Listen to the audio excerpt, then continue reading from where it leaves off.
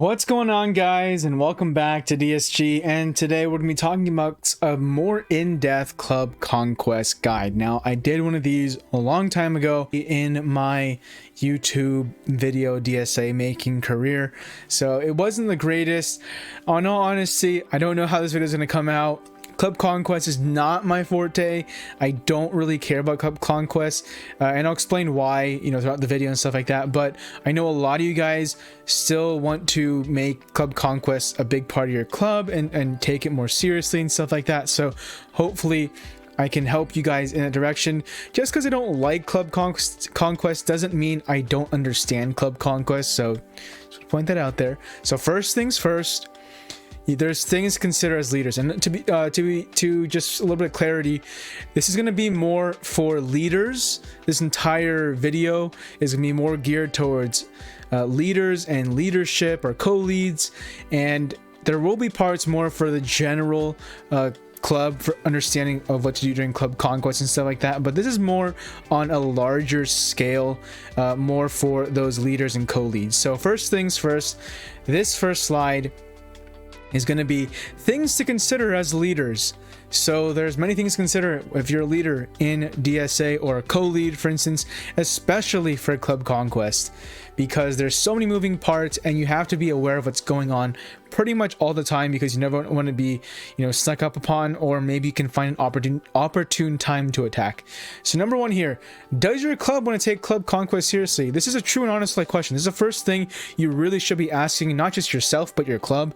Does your club want to take Club Conquest seriously? Because if they don't waste your time, and don't waste any other people's time, because the more you beg and do all these at whatever your club name is, or at here, then in your discords, for instance, you're going to annoy people. Like, the more and more times you keep on tagging and tagging, the more annoying it becomes, and people will just lose taste.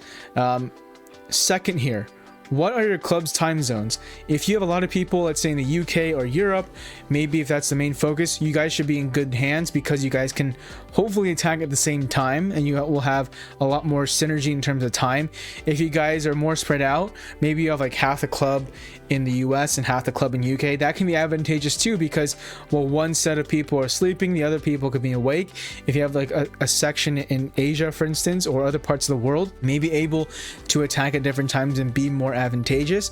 So keep that in mind. But also, you have to keep in mind time zones for when you guys want to attack, because if you guys want to do a major push, for instance, some people might be sleeping and some people might be awake, and it might be the minority is awake and the majority is sleeping, so then your attack might not be as fruitful. Number three here, how powerful are your club's teams? Now this actually coincides with number four here, but you have to be very aware of how strong your club's teams are.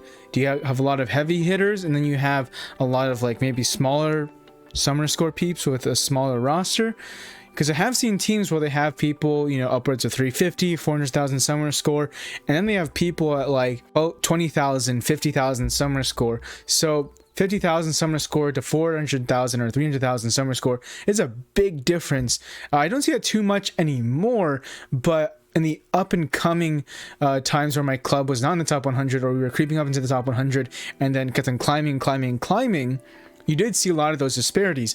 So you have to be aware of your club's overall power. And this coincides number four here. Do you use EveBot?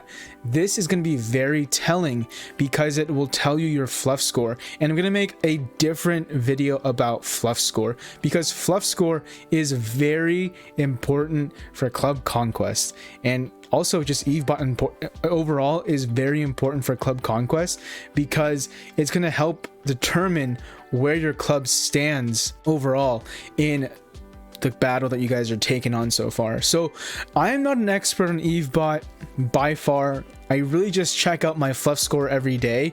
And overall in the game, Fluff Score doesn't matter. But like I said, in Club Conquest, it can have a substantial identification of what the power levels are between the clubs. The lower your fluff score for Eve bot, I don't know exactly how far it goes, but the lower your fluff score, like good fluff score, be anywhere, I would estimate, this is just a very opinionated idea, is anywhere fewer than 10. If your fluff score is fewer than 10, or maybe even fewer than 15, you have a pretty decent fluff score. An average fluff score for your club, I would say anything below maybe 12, 13, 14, around that area is pretty good, because fluff score in short just says how powerful your roster is on an individual level. This is part of EveBot. And the higher your fluff score, that means you have a lot more 7-starred characters, probably leveled up a little bit, but they're all like gear tier 5 or gear tier 6, and maybe you only have a handful of gear tier 7 characters, and the max power level of your teams is like 4,000 or something like that. And this is for people who are maybe have summoner scores upwards of 250 or 200,000, and they've been playing for a while, for instance. So these are just references. Now, a really good fluff score would be like a single digit fluff score, where you have several gear tier 8 characters and you have several 4K and a half plus teams. That's going to help one help your team, but also bring down the fluff score, average fluff score of your club. So I will show you guys what I'm talking about for my club, but I've been going a little rant here about EveBot and fluff score, but it is very important, and EveBot is going to really help you guys determine how you guys are going to do in the week. Now moving on to the last point here, and really it's, I think, reiterating number one just in a different way. Is Club Conquest worth it for your club? Let's be honest, if your club, most of your club mates already have a Davy Jones at 7 stars, is it really worth it? I mean, even if you got third place, you get 7 Davy Jones tokens. It's not that bad. So you'll eventually get Davy Jones. So if it's not worth it for your club, don't stress about it. Instead, have your players and your club mates prep for whatever they want to do. If it's for raids, prep better for raids. PvP, prep better for PvP. If it's for sources tournament defense, get their defenses stronger. Club Conquest would be, in my opinion, is much more worth it if the rewards were comparable to raids, but they're not. You get some of the worst reward ratios, in my opinion, if that makes sense, compared to raids. And raids only requires a fraction of time compared to Club Conquest, so keep that in mind as well. That's just my honest opinion. Club Conquest, the way it works now, does not matter. It really doesn't. It doesn't take much difficulty compared to like territory wars or territory battles in Swaga to get, rare characters like Davy Jones. It's basically participation. If you enter the weekly event, you're going to get it. So you're gonna get a prize reward for just participating. So it doesn't really matter. And even the third place at the top tier bracket is not that bad. You get a decent amount of materials and gear for just saying I want to register. So that's just my personal bias. I'm not very inclined to talk and really do much for Club Conquest, just because, again, the rewards and everything like that, especially if you're in a top tier club, it's really not worth it. There's just not much there. But some people, I understand you guys want to take it more seriously, so I'm gonna cater this to you guys, but I'm gonna leave my opinion out there because I think it's valid to just give you guys an insight of a different point of view. Now, as you can see on the screen right now, this is from a Club Conquest we had. This is coming from EveBot. So we're going to look at Mercs Rising. My club here is Trends of the Galaxy. And then the other club here is going to be Cozy Chubby Dolphins. So as you can see, our fluff scores vary. So let's look at Mercs. Fluff score is going to be 11.9. And that's pretty good. They're a very strong team. And they have a very powerful fluff score. Their teams with power of 5,099. 5,000 plus.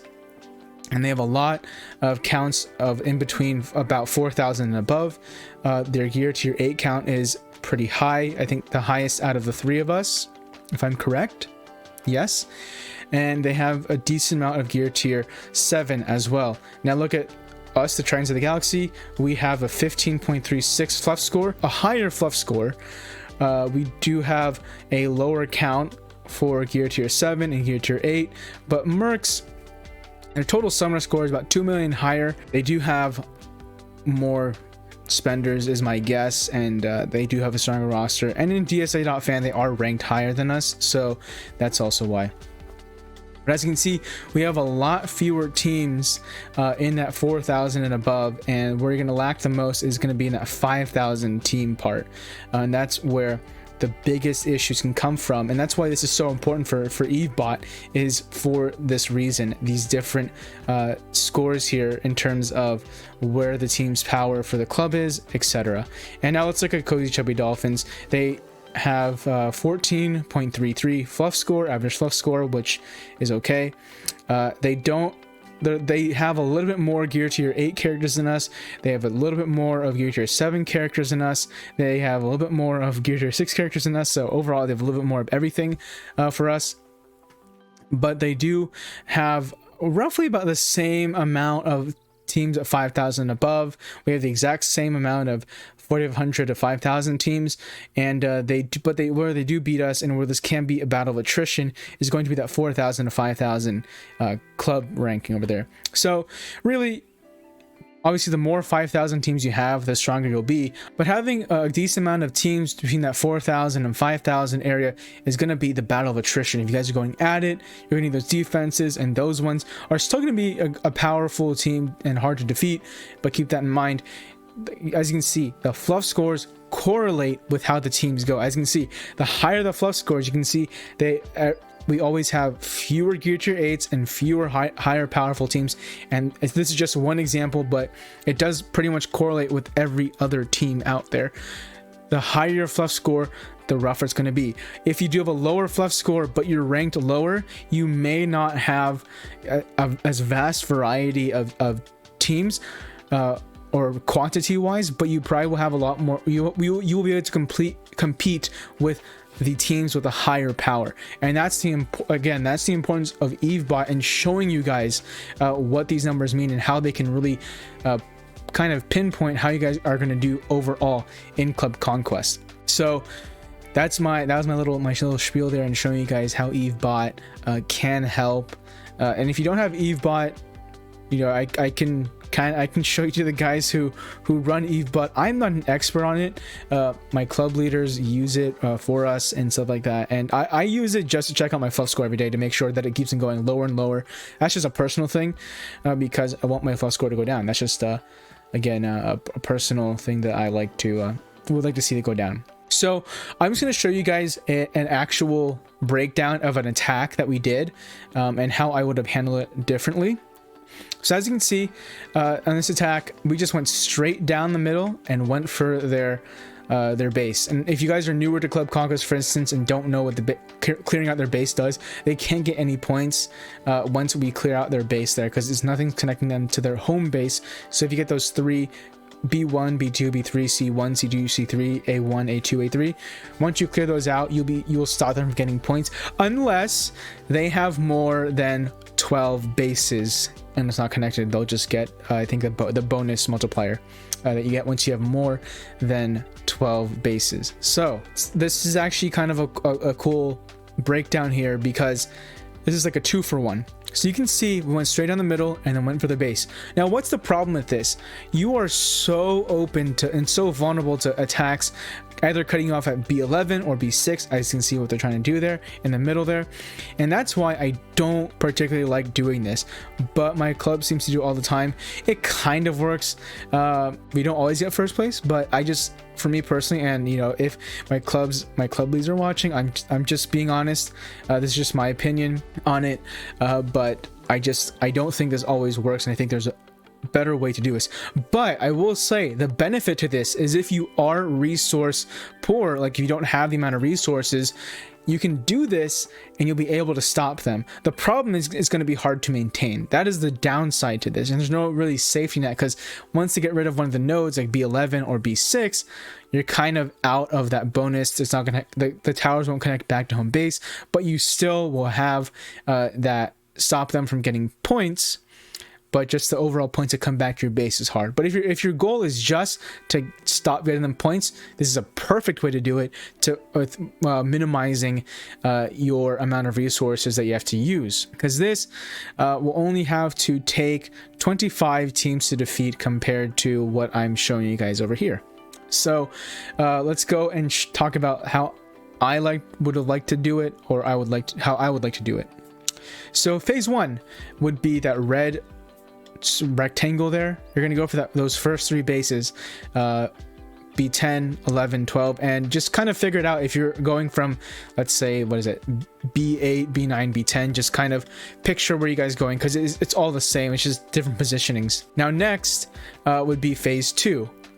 But when you don't go right after. What you want to do is kind of milk the clock. What I mean by that is you have to do a blitzkrieg, basically a phase 1, get it done as quickly as possible so they can't fight back, and then hold until about 15 minutes for all the towers to refresh. So once those towers are about 15 minutes till they're fully live, is what I mean to say, then you push for that phase 2. And the beauty of this attack that I have here is that if you can basically do like kind of like strike teams, like an MSF. You can basically do strike teams of when you want to attack. So phase 1 would be one strike team, phase 2 would be another strike team, and phase 3 would be another strike team. If you want to picture it that way and be more organized, totally up to you, but that's just one way you can do it. So if you attack in phase 1, wait till it's about 15 minutes for them to go live, then attack phase 2. Now you see that B9 tower has a circle around it in that violet or purplish pink color inside the yellow triangle. That is because it's also optional. You can do it during phase 2, but it's also optional. What it does is it gives a buffer from them attacking from the side there, so that's why I have that there, but it can be done in optional phase if you wanted to. But once you do phase 2, same thing, wait till 15 minutes till they go live, then go to phase 3 and hold. Basically, you're just gonna keep on holding and holding, and what the difference is here is gonna be more resource heavy. You're gonna go from 25 teams to a total of 45 teams that you have to defeat. So that's the downside, is that you're going to be a little bit more resource heavy. You're going to spread out your attacks basically, so keep that in mind. Got to know your competitors. If you guys are the big dogs in the battle, you might be a little bit safer. If you're the underdogs, you're gonna have to really strategize this and think about it. Now this optional phase over here, you can do it, it's totally up to you, but it's just, the only thing is you do waste resources, and what's probably going to happen is they're going to be going towards that B10, B5, B1 range and trying to cut in through there, so you can continuously fight back around there. Or they might try and rebuild their base and attack that green phase over and over again, or phase 3. So you might be having to keep on fighting off that phase 3 line there and ensure that they don't get any more points. This is a very aggressive attack you can do, but it does work and it's very effective. It's just, it can be taxing on the team overall. But this is like an in-game strategy that I wanted to discuss in this guide to hopefully help you guys give some tactics or ideas of what you guys can do. Now that's not the only thing you can do. There's obviously other attacks you can do, but that is one of the more very aggressive ways to do something in the game. Now these synergy setup teams here, we're gonna move on to the next section. There's so many teams you can make at a synergy. These are just some of the ones that I highlighted. There are probably way better ones in that Aladdin team. I just have them there, but do as what you may. The fear team's there, but pretty much everything here is self-explanatory. I would put Ursula in an Oceanic team as well. I would probably replace Gantu with her, but that's someone I would put in there. So I don't want to make it too more messy, but you can put an Ursula in that number 2 team there. The rest of the teams here, I don't think I really have to explain it. And someone's asked about spells. I mean, you can only use the spells once, so do as what you may. I like putting Golden Hammer with any Downtown Heroes team because they get a bonus. I like putting for instance, Mortal Potion with the Mythicals team, so put him with Hercules, for instance. It really doesn't matter, to be honest, what spells you match up, because you're not going to get the perfect matchup in terms of spells, because every team has a different faction and stuff and bonus. And in all honesty, I would just match up the factions with the spells. So Oceanics, put in Zap, put in Grammatala, They get a little bonus. The Oceanics, I think, actually, no, Zap, I think, gets a bonus for damage if it's going against Oceanics. So keep that in mind for attacking, but you can put them with that Oceanic team. Anything that has a faction bonus, put them with it. Was it Prince John's taxes? Put it with the Kingdom team, for instance. So just an idea there. Let's look at the hybrid teams over here. So the hybrid team setups here, a little bit more freedom here, I guess, but there's nothing should be too shocking here. And there's pretty obvious teams too. Like, I didn't put down super times because that's really obvious of hybrid teams you could do. I tried to do teams that maybe people are still experimenting with. That Princess and Beast squad is not that uncommon, so that shouldn't be too shocking. That number 6 there is kind of a newer squad that people have been testing and that I've been talking to with how Woody is right now. So might consider that team too. It's a pretty powerful team from what I heard, and there's a lot of life to that. Just to be frank, these are all defensive teams, but you can also use them on offense. There's really not too much of a difference in Club Conquest what you can do with these guys. I hope this is helpful, guys. This whole guide, little rant for Club Conquest.